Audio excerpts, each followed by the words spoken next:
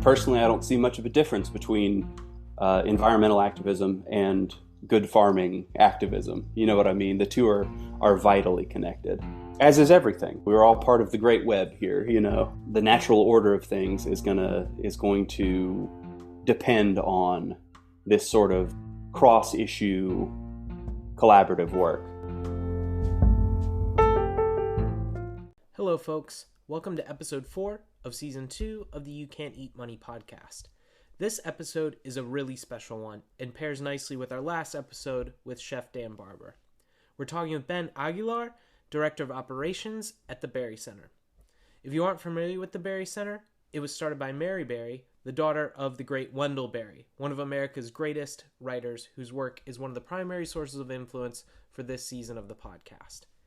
The Berry Center's mission is clear: putting Wendell's writings to work by advocating for farmers, land-conserving communities, and healthy regional economies.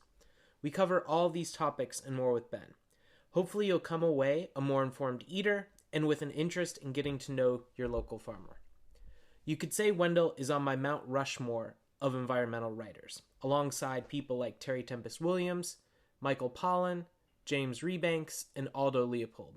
So it was a true privilege that Ben took some time out of the very important work he is doing with the Berry Center to join the podcast. Make sure to check out the show notes for links to some of my favorite Wendell books and also links to James Rebanks' books, who is mentioned on the podcast. To get a glimpse of farm life, at least that in England, you can follow James and his family on Instagram at HurdyShepherd1 and The Shepherd's Wife. I'll put both of those links in the show notes. I also recommend following the Berry Center on Instagram, which is just at the Berry Center, and follow us as well while you're at it, at You Can't Eat Money Pod. Thanks for listening, and if you enjoyed this episode, please share it with some friends or give us a review on your preferred listening platform. Hey, Ben, thanks for taking time to join the podcast today and chat a little bit. Well, I'm so glad to be here. Thanks for having me. Maybe we can just start off with, what is the Berry Center? How did it get started? Sure. The Berry Center is an agricultural nonprofit. We're located here in beautiful Newcastle, Kentucky, Henry County, about halfway in between Louisville and Cincinnati, if the listenership's familiar. We were founded in 2011 by Mary Berry, who's the daughter of Wendell Berry, as an organization dedicated to advocating for farmers, land-conserving communities, and healthy regional economies. We are sort of founded on the notion that the agricultural economy and the rural economy in this country is both incredibly important and vastly underserved by the direction the sort of culture, agriculture, and economic shape of this country have sort of taken over the last 100 years or so. And for those who maybe are uninitiated, which I'm finding is fewer and fewer people. I think a lot of people I know came to know Wendell Berry through the actor Nick Offerman. I was also reading Chef Dan Barber's book, Third Plate, where I think it's every other chapter, he seems to have a Wendell Berry quote. So who is Wendell Berry and how has his work informed what the Berry Center does or influenced what the Berry Center does? Sure. Wendell is, I think, one of the great rural writers of the 20th century and 21st century.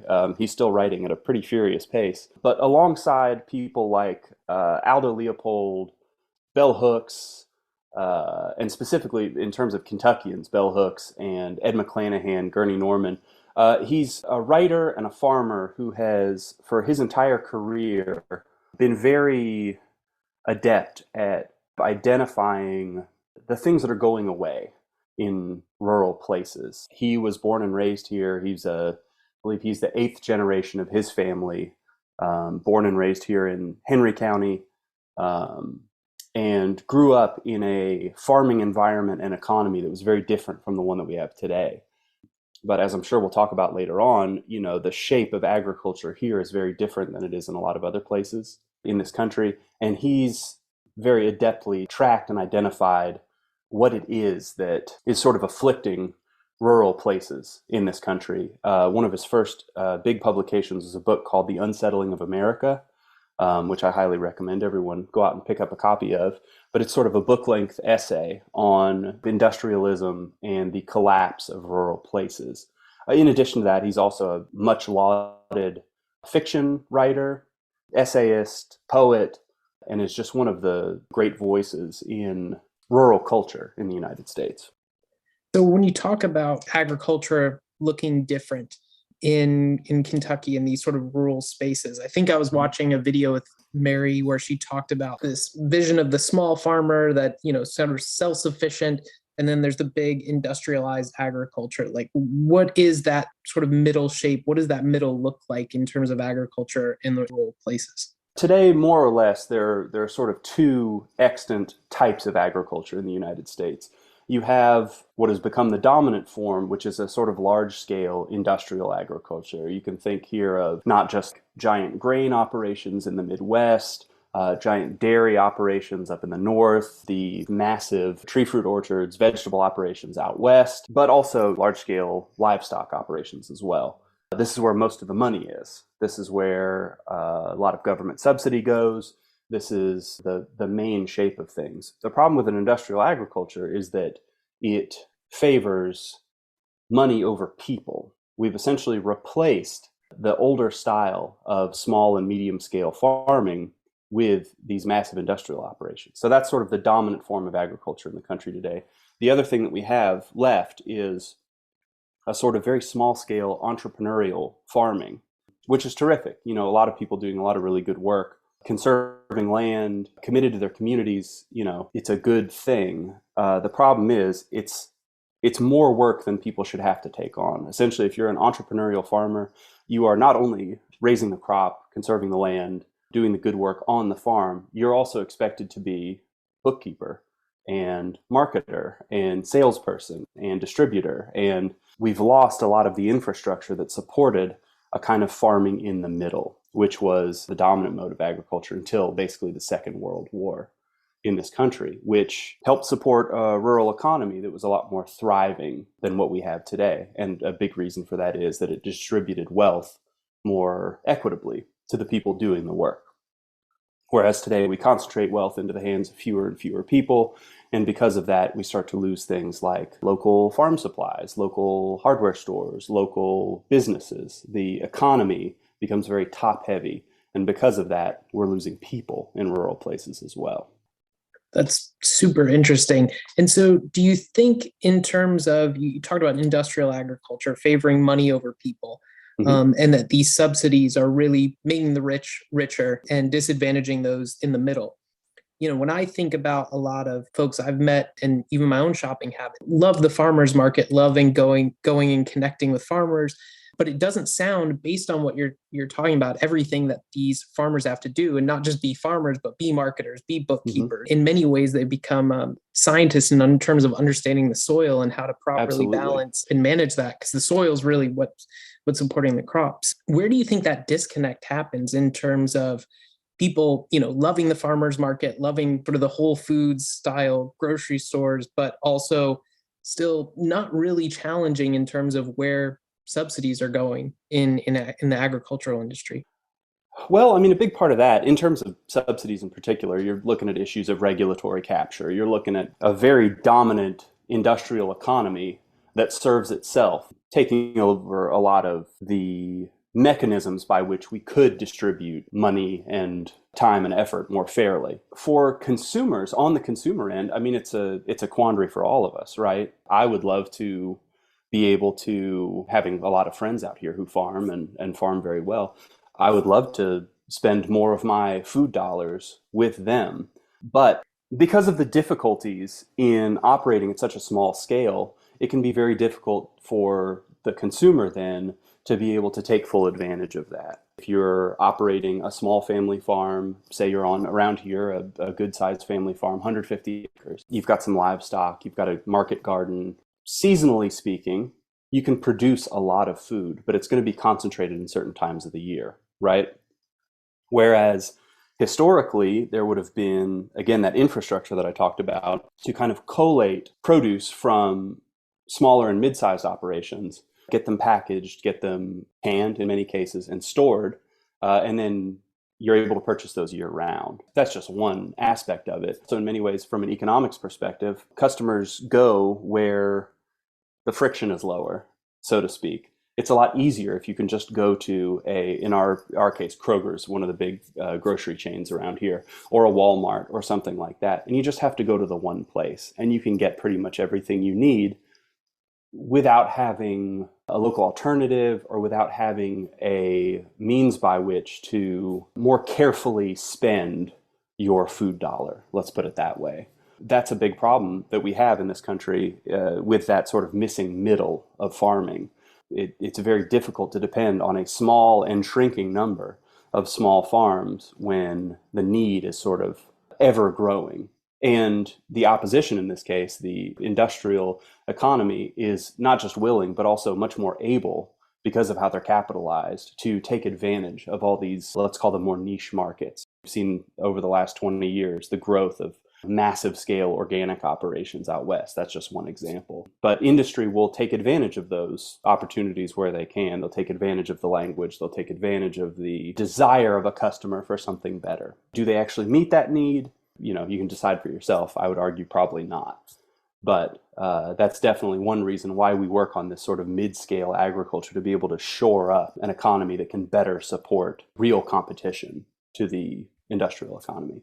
In terms of that agriculture, I was reading about, I think it was Wendell Berry's father. He created like a tobacco collective. Is that right? Am I remembering that part correctly? Yes, you're pretty close. That's the main foundation that we build our work on here. It's actually, as I alluded to before, it's the reason why agriculture looks a lot different in the state of Kentucky and also Tennessee, this region, compared to a lot of other places. Wendell's father, John Berry Sr., was one of the principal authors of the Burley Tobacco Growers Cooperative, which was a New Deal, basically one of many New Deal era programs that organized agricultural production. In this particular case, it was organized around the production of burley tobacco, which is a type of tobacco that was very popular in cigarette manufacturing. That cooperative organization lasted longer and did more to keep wealth on farms, particularly in this region. Like I said, Kentucky, Tennessee.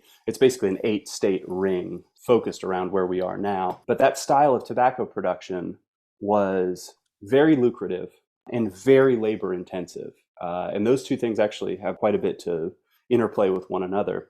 But this organization lasted much longer than a lot of the comparable programs around, for instance, grain production, dairy production. There were a whole bunch of them. But the tobacco program lasted longer and was more successful, in part because the crop itself was very difficult to industrialize. It was a very difficult crop to mechanize the harvest of. And because of that, what you had is much stronger communities. With this cooperative organization, you had farmers working collaboratively rather than in competition with one another, which is what we see in sort of industrial agriculture today. If you're raising, say, 1,000 acres of corn, your neighbor's also raising 1,000 acres of corn, or beef production, whatever it is. Your product is directly in competition with your neighbor. With the cooperative, there were a couple of really clever mechanisms to support this kind of collaborative work. And this was the traditional model of tobacco production, sort of formalized. But we have basically a pair of mechanisms that regulated this tobacco production, one of which was basically supply management. You were issued a quota of first acreage and then I think later poundage of product of tobacco that you could grow that the cooperative would essentially guarantee a price on. And the price that it guaranteed is called the parity price, which is a concept that's very out of fashion in agriculture these days. But it basically means you're going to make back your cost of production and a tidy, healthy profit on top of that. You're not going to make a killing, but you are going to make a living, as we say. So essentially, the cooperative, working with data from the tobacco industry, could determine how much product do we need? How much do we expect to sell next year? And then basically issue the quotas based on that. What that also meant that they could do is that they could set that parity price. And tobacco buyers would know, well, we're paying at least that much, because otherwise the cooperative is going to buy the product in and sell it to us later on, again, making a profit. So we could go down the rabbit hole on policy and things like that. But basically, between the fact that the product was very difficult to mechanize and the fact that the cooperative did a really good job for a long time in maintaining a healthy but not excessive supply and paid farmers well for the good hard work that they were doing, it meant that tobacco could remain a cash crop, the sort of primary economic driver for farms in this region long past where you started to see consolidation and things like that happen in other regions around other main agricultural products. And so what that did is it kept money on farms here locally. And because of that, farms here could support farm supply stores here and hardware stores here and retail businesses here.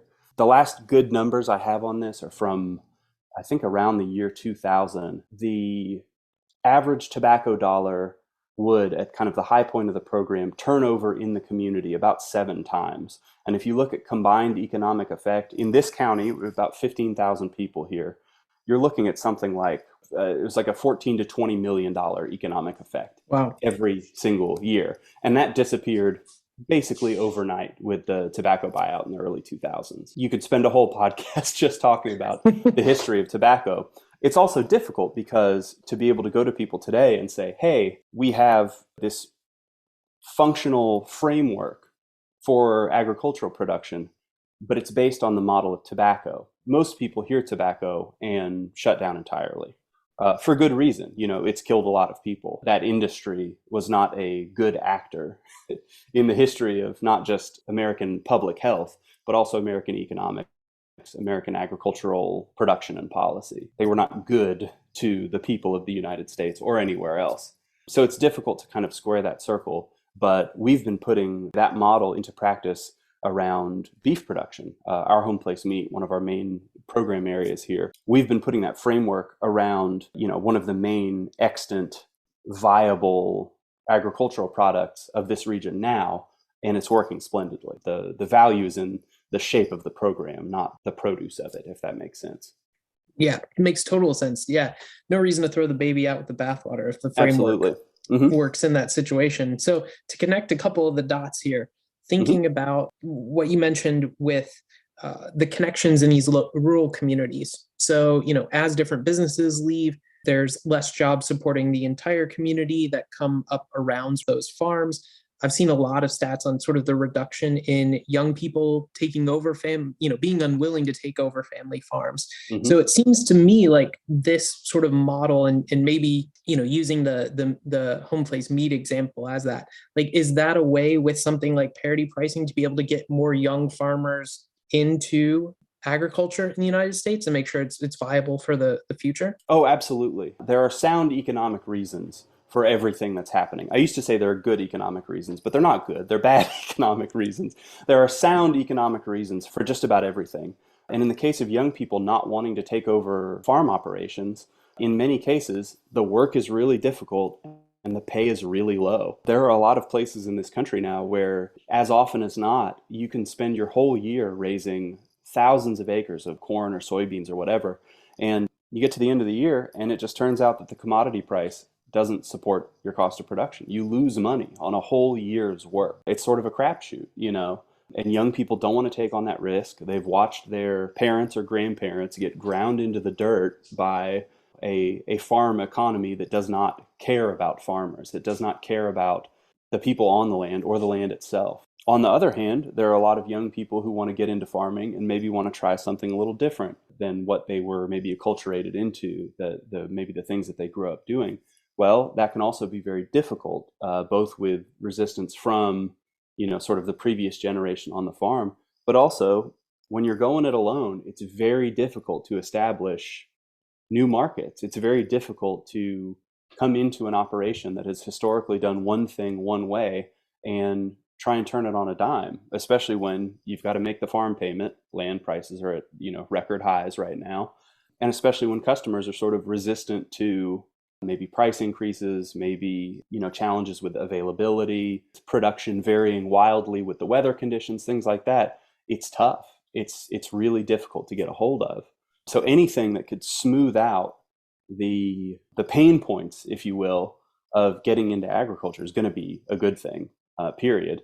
And if we could very simply, essentially guarantee that if you do the work, you will make a living. We have minimum wage laws, as flimsy as those have turned out to be over the last several years. We've all seen. There's the old joke with farming. Farmers are the only people in the country who buy retail and sell wholesale. You know what I mean? There are straightforward economic incentives that could be put in place to encourage more farmers, younger farmers, and farmers who are more concerned and capable of preserving land, of engaging in good land use. We subsidize what we would call, destructive, harmful farming to the tunes of tens of billions of dollars a year. Why couldn't we do the same for these other operations?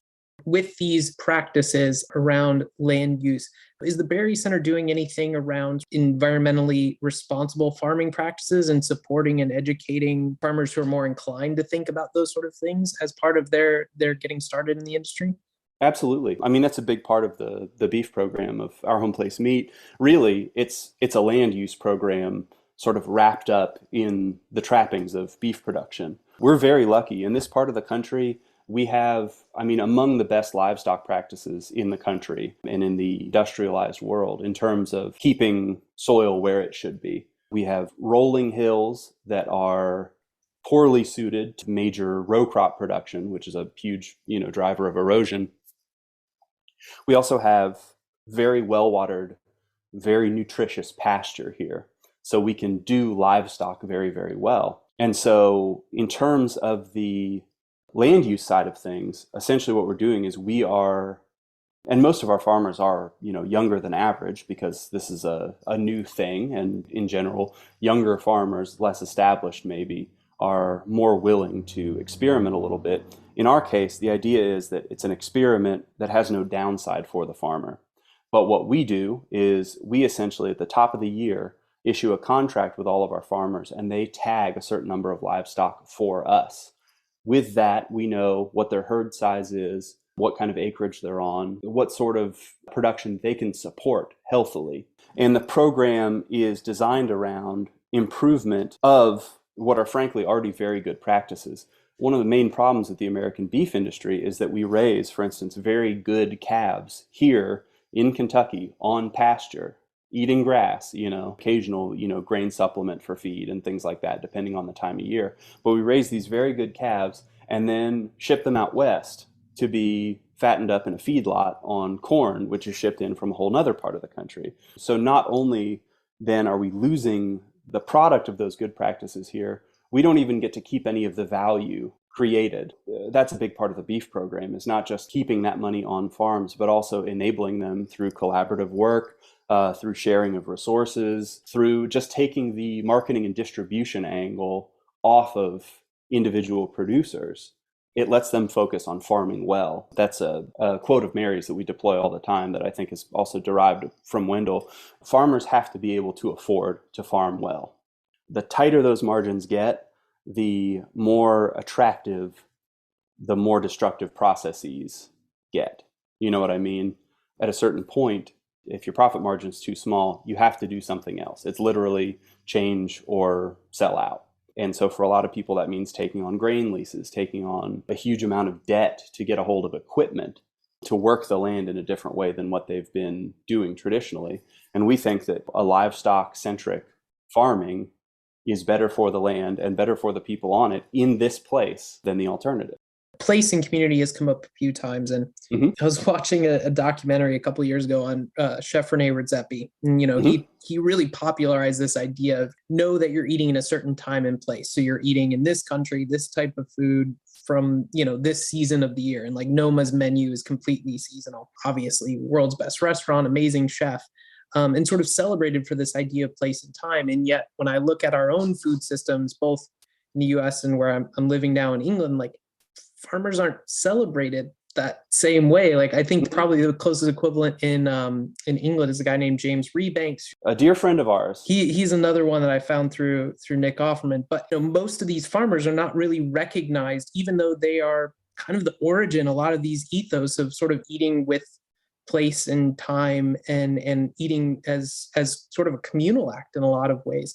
Like, do you think it's just what a piece of food or a meal looks like on a plate that the chef's able to produce that makes them more known in this conversation? Or do people just not want to understand the grittiness of farming and how challenging it can be because they don't want to look too hard at it and realize they should be paying a little bit more for it? Why do you think chefs are able to get this recognition for place and time food consumption, but farmers are not seeing that? Yeah, I think that's a really interesting question, and I think there are sort of a couple angles on it. First of all, our sort of mediated perception, and I spent a lot of time in the restaurant industry. I've worked in restaurants for many years. The sort of mediated view that we have of chefs is it's pretty sexy, right? You have this sort of brooding genius in the kitchen producing these works of art that you also get to eat and are delicious, which is a much easier sell in a photograph or video than mucking out stalls again, or planting your 12th consecutive 500-foot row of garlic. It's an easier thing to valorize. And it's also an issue of proximity, right? There's the old joke, you depend on a doctor once a year, a teacher once a day, but a farmer 3 times a day, every day, right? But do you? Are you actually in proximity with the farmer, or are you just eating?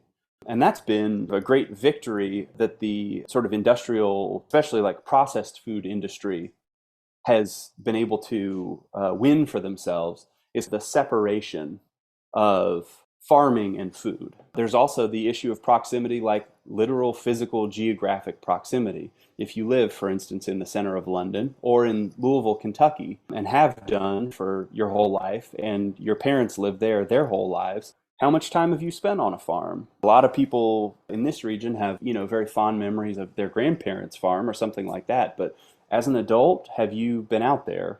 Have you been bent over in a row picking beans or something like that? It's just a very foreign experience to a lot of people. I mean, even for me, I'm sort of in the industry and I live here. I live in a very rural place and have done for quite a while. But I've been able to take part in a couple of home butchery workshops that we've put on with some colleagues of ours here. And I mean, even for me, who's in it, to be able to take part in those things, my understanding of what goes into the piece of bacon on the breakfast plate is vastly different now than it was a year or two ago. And not everybody's going to have the chance to do that sort of thing, but it's got to be, to me, to my mind, it's got to be one of the main sort of discrepancies there. It's just that most people have no experience of this, and they never will their whole lives. We are an industrialized economy. We are an urban civilization. You know what I mean? More people live in cities than do in rural places. And to be honest, a lot of the people in quote unquote rural places are actually in suburbs. Their experience of the land is not the same as people who really do live in farm country or on farm. Maybe we can end on a little bit of practical advice for the listeners. One of my favorite quotes from Wendell, and I'll just read the first part of it. People who eat have a responsibility to the source of their food. When I think about that, everyone eats. And by saying the responsibility of the source of their food, that's obviously the actual soil and the fruit and vegetable and things that come out of the land. But it's also, in my mind, at least the farmers and the people that get the food to your plate, or at least to the grocery store. As an average person who I have a particular interest in food, but as an average person, what would you recommend in terms of how people should shop and eat and consume food in a way that's sustainable, both for the future of agriculture, for the farmers, for the people, but also sustainable in terms of a healthier food system for the planet that's not bogged down by the troubles of industrial agriculture? There are a few things that you can do, some of which are very easy and pleasant, some of which are very easy and not pleasant. The easy and pleasant ones are the same things that you hear around a lot of these conversations. Go to the farmer's market. Join a CSA, Community Supported Agriculture. It's a great model, supports a lot of really good young farmers. That's a great way for people to get into the industry. If you have to choose one thing to change, I'm kind of on a big meat kick again because of these butchery workshops and things like that. Find somebody near you who is doing really good work with livestock. Find someone that you can buy a quarter beef from or buy a better raised animal from. If you don't eat meat or anything like that, obviously the vegetable equivalent. Those are easy. Those are fun. You get to hang out at the farmer's market on Saturday. It's a big time. You get to know, in my opinion, some of the nicest people on earth, farmers who farm at this scale. And you can go one step further than that. I can think of a few farms out here that do, for instance, a work share program. In exchange for a share of food, you can come out to the farm and work a day or two a week. Really get your hands in the dirt. Get a better handle on what is happening on farms, not just the sort of pleasant socialness of it, but also the community around it. It's becoming increasingly clear that by ourselves, there's very, very little that we can do. As isolated, fragmented individuals, we don't have a lot of sway in the world. But any time that people come together in this kind of collaborative work, and agriculture is the perfect venue for this, because you can, two men together will outwork three alone. That's an old saw from around here. But we are capable of empowering one another even further than just the mere sum of our efforts. That's a great way to get involved, first of all. On top of that, encourage, if you can, if there are places around you that are hoping to develop some of this agricultural infrastructure, sign on, send some letters, make some phone calls. There was a real sea change in this county some years ago. We played a small part in helping a local USDA certified butchery operation get up off the ground. And all of a sudden, farmers here raising livestock have to drive 10 minutes to the processing facility rather than the 3 hours each way that they had to drive before that. It has opened so many doors for farmers who want to work on a smaller scale in a more careful way. Anything like that, butchery, vegetable processing, community kitchens, anything to encourage like value add products from small farms, anything that you can do to support that development, hugely important. And then on a larger scale, obviously things get a little bit more abstract. Find people, and there are precious few of them, unfortunately, but find people in power who have even an awareness of the issues of rural places, the issues around farming and land use and et cetera. We have had in the United States, and I think Britain in some ways is very similar over the last 30, 40 years, a sort of bipartisan consensus around farming that, to steal a quote from one of the worst actors in this regard, Earl Butz, former Secretary of Agriculture, get bigger, get out agriculture. Again, both parties in the United States have been in full-throated support of this.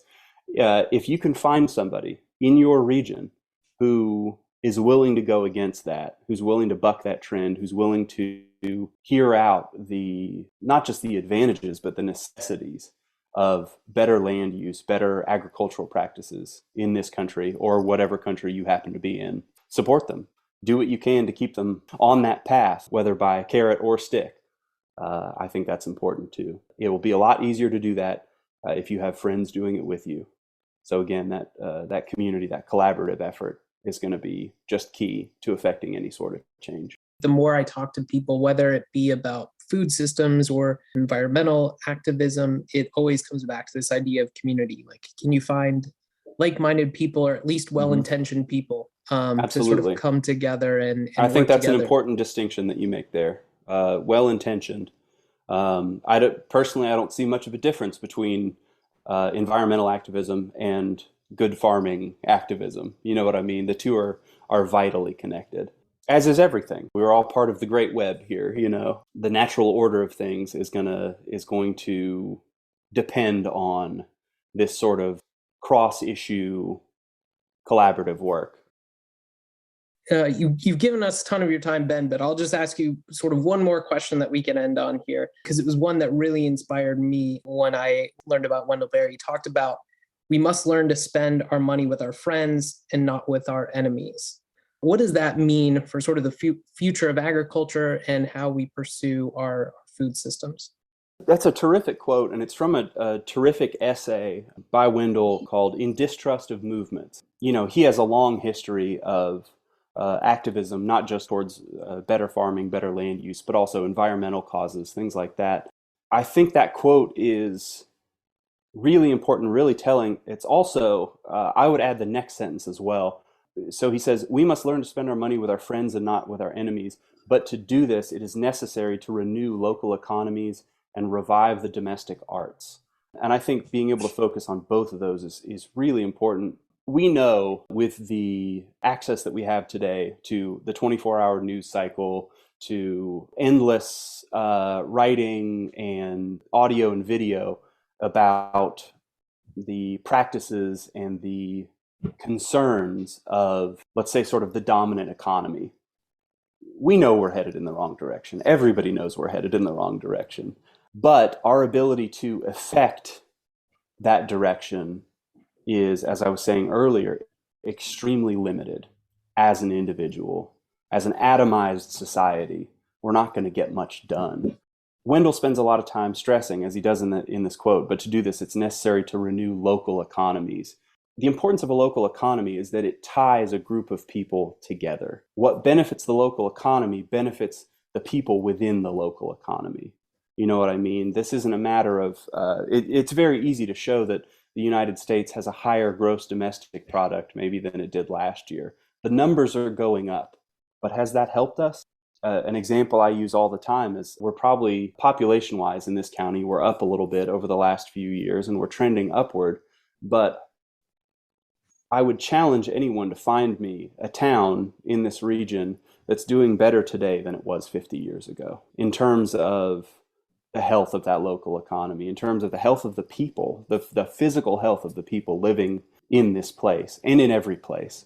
I think places where quality of life has substantially improved are sort of few and far between. Our access to luxury goods may have gone up. Certainly, we all have very expensive entertainment devices in our pockets at all times. But what has that gotten us?